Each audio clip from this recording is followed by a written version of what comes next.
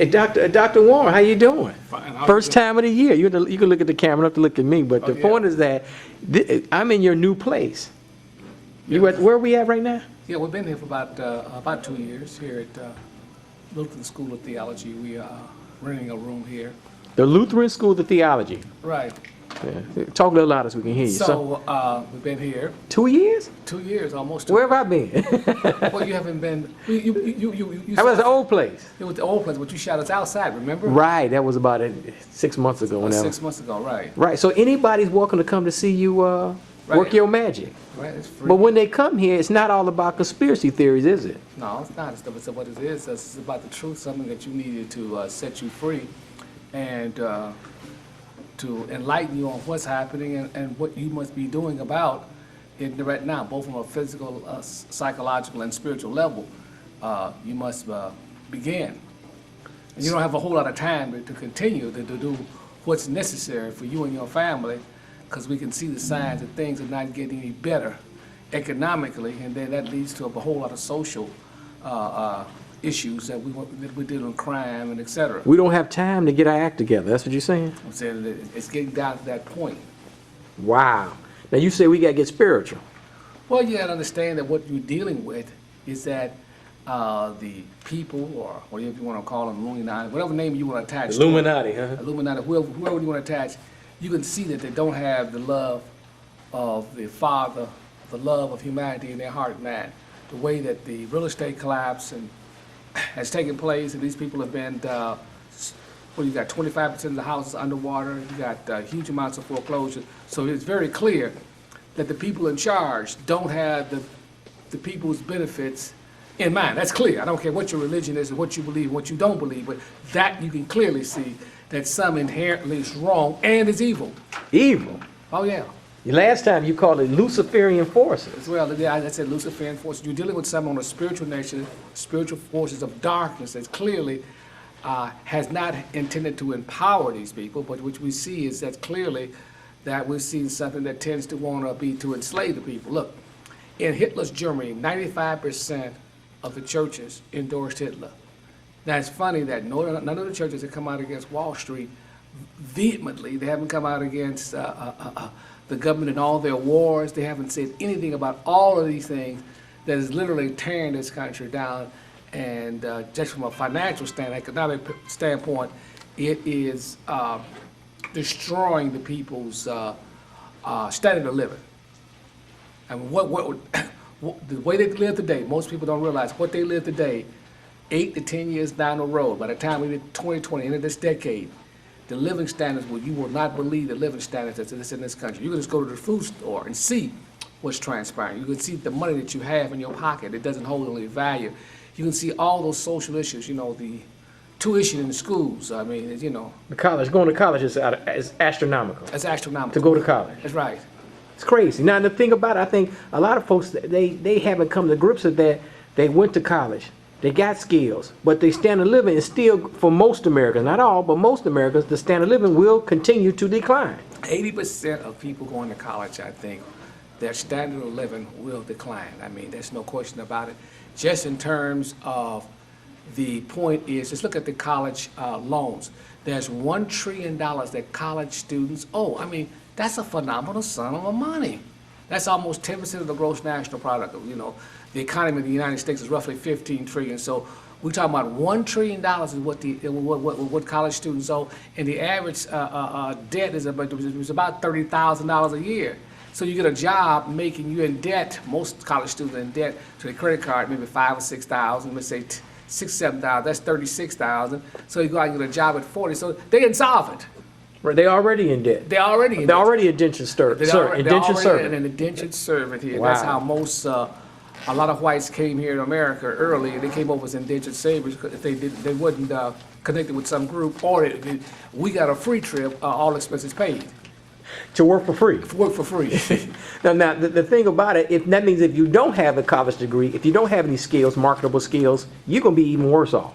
Well, yeah, you'll be tremendously worse off here, because what's happening is that most people don't realize that most of the jobs are being shipped overseas. I'm shocked at the type of white people. I mean, the white middle class. Listen, You got huge contracts to rebuild Frisco Bridge, the Oakland Bridge. You know, and the idea that those contracts, you can look it up on the internet. Who are those contracts? They give them to the Chinese. Can you believe The steel this? came from the Chinese, I heard. The steel came from the Chinese, and the Chinese are building it. They got the contract. You say, Wow. how can you do The Bay this? Bridge, the Oakland, they rebuilding the parts of the Oakland Bay Bridge. Exactly. Unbelievable. It's unbelievable. They're sitting around here driving around their Porsches. Their kids got to live at the house with them, and they don't have a clue.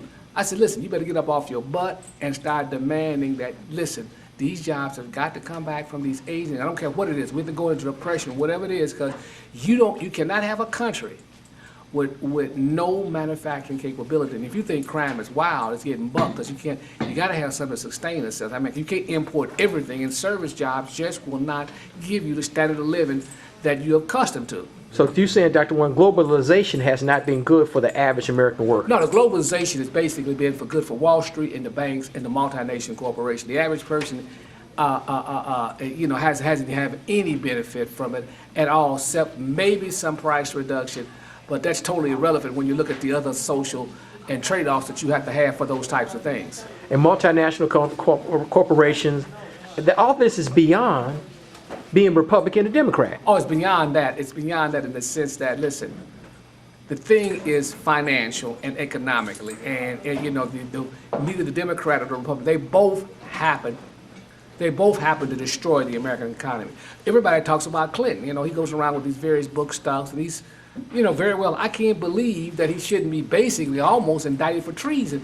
Under him, you have NAFTA and GATT. More jobs went out under him in his 8 years out of this country, as when Ross Perot told him that jobs would be sucked out of the country. Well, we have no jobs here now. Nothing is in this country, and people are going to continue to suffer substandard living. I'm even talking about people with college education. They're going to come out and you just don't have enough jobs available. Even some of what I'm talking about, even engineering jobs, a lot of the IT stuff, that's done offshore. I'm talking to somebody about fixing my computer. The guy's over in India. He may be anywhere in the world.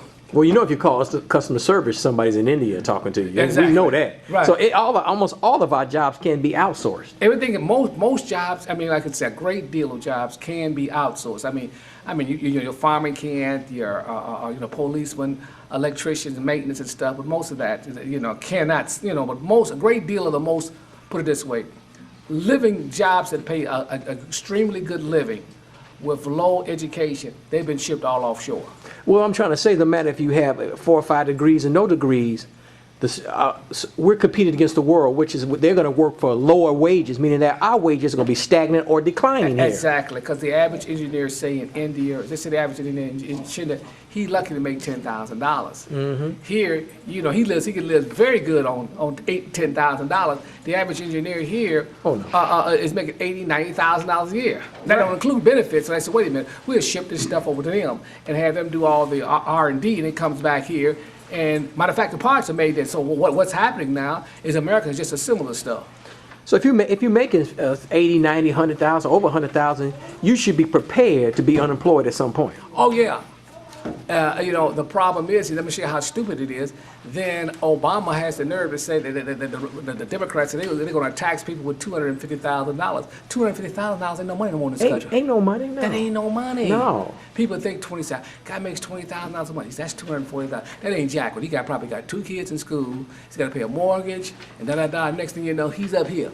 And most Americans are up here, and that's why what I'm saying, Mitt Romney's not going to help us, is he? There's no way that you can listen. The Republican, you're the philosophy. It's impossible. What most people understand is the level of debt. You have, just look at the level of debt. The country is $15 trillion in debt. That's budget debt. That don't include Social Security and Medicare.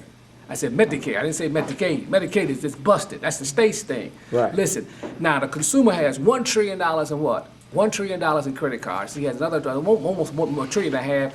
College students have $1 trillion, and that don't include $10 trillion mortgage. So you said, wait a minute, the states, local, they all broke. Everybody's broke. Everybody's broke in America. They keep telling us, well, we gonna get out of debt. Well, how in the hell they gonna get? What they mean is simply this: oh, we're gonna print up some more money, and if they print up more money, we're gonna need a wheelbarrow of money to buy a loaf of bread. Because of inflation. That's because of inflation. But the Republicans say if we come cut the national budget, just cut all the entitlements, cut this, cut, lay off people, then we can get rid of the debt. That's impossible. The debt is too great. It is too great. So we can't cut our way out of the debt. You can't cut. Listen, if they was to make every American pay 100% of their salary, which is impossible, because everybody would quit and say they wouldn't work. Right. 100%, that still wouldn't reduce the damn deficit. It's the debt they have created so much debt. It's impossible to be paid or print enough money to pay it off. Well, so it seems like the only way, it may happen another 20 years, the only way to get rid of debt is to issue a new world currency. Well, there's only two ways. Either you pay the debt off, or you have some form of bankruptcy, or you can raise taxes, or you can cut expenses, but it's beyond that now. Or the other thing is to devalue the currency. Now, if you take the currency and say, well, listen, we're going to value the currency 50%. That means that $15 trillion debt now is cut to 7.5. You know, your $100,000 is 25. Right. Everybody's debt. You got $1 million in the bank. Hello, that Monday morning you got $500,000 in the bank. So that would be one way to do it, but that still doesn't solve the most of the debt problem. But does the average American I just want the people to understand, to get beyond this. I don't care who you vote for. I'm not saying don't vote. But whether it's Mitt Romney or Barack Obama is the next president. It won't matter. It doesn't matter at all who gets in there, because the structure of that is so great it cannot be paid. I mean, all they're doing is printing a little money off and hoping to push the thing down the road, but it can't be paid. It's just like it's just like you got a credit card. Uh-huh. And the credit card there, you owe $10,000 on the credit card. Just say to $5,000 or $10,000. They say the minimum payment is $50. But they say minimum payment is $50, but it would take you 120 years to pay it off. Right. But what do you mean 120? You know how much interest would be? On top of that, you're paying back like $60,000 in interest, and the damn debt was only 10 in the moment. But what I'm saying, do you think the world's gonna have to have some kind of global jubilee to erase this debt? They will probably, and listen, that don't include the derivatives. Derivatives are 1 quadrillion. That's 1,000 trillion. So they would have to have some form of, all the nations have to admit, say, you know what, this stuff got so crazy now, it don't mean anything. We all got to reboot the system, wipe the debt off, and reboot the system. But what that means is the United States is not it won't be the won't be the number one. The world, it definitely won't be the world's currency. If they want a world currency, but it had to be backed by gold, because nobody gonna trust no paper. Because it's getting out of this stuff, it don't mean nothing. It's quite obviously, you walk in the store with a $100 bill, it don't mean jack. You can't buy much with $100 these days. That's right. You walk in, you say, man, this is $100? Right, you can't. But so no matter what Ben Bernanke does, and I think most people don't even know who the Fed chairman is. Listen, Americans have been so dumbed down. See, when they go to school in teaching, you go to college, you're teaching theology. For instance, you go to economics, you're learning Keynesian economics. You go to philosophy, you're talking about Freud. All these are various men's schools of thought. And most of that stuff cannot be applied to today's problem, and they're not willing to drop the mindset and say, well, you know what? We have to come up with a whole new system that will deal with the current problem so we don't have this problem no more. And that's backed by some type of commodity or currency. It has to be backed by something in order to maintain its intrinsic value. But the Fed chairman, Ben Bernanke, said that for the foreseeable future, the Fed rate will be the same and the economy is going to be pretty much stagnant. Well, yeah, I mean, they basically keeping listen, they're keeping interest rates at zero. That means if you drop $1 million into one of these banks down here, they're going to pay you 0.5% interest. I mean, 0.5%. 0.5%. I didn't say 1%. See, if you go back and say 15, say 5 or 10 years when they're paying 5 or 6%. See, 6% interest rates on $1 million, that's $60,000. If you had $5 million, you can live pretty good on $300,000. It wouldn't touch your principal because you had a nice interest rate. Now, you're not even getting 1% on your interest rate. So what's happening is putting a great deal of pressure on the seniors. And that's the reason why people are fleeing to gold and silver. Gold is almost at $2,000, and silver almost at $50. People and commodities are going through the roof. Now, if we go to war, which we will be, there's no question about it that we're going to war with Iran. And when we go to war with Iran, you got $10 gasoline, $10 gasoline. And I tell you this, that would totally wreck the economy.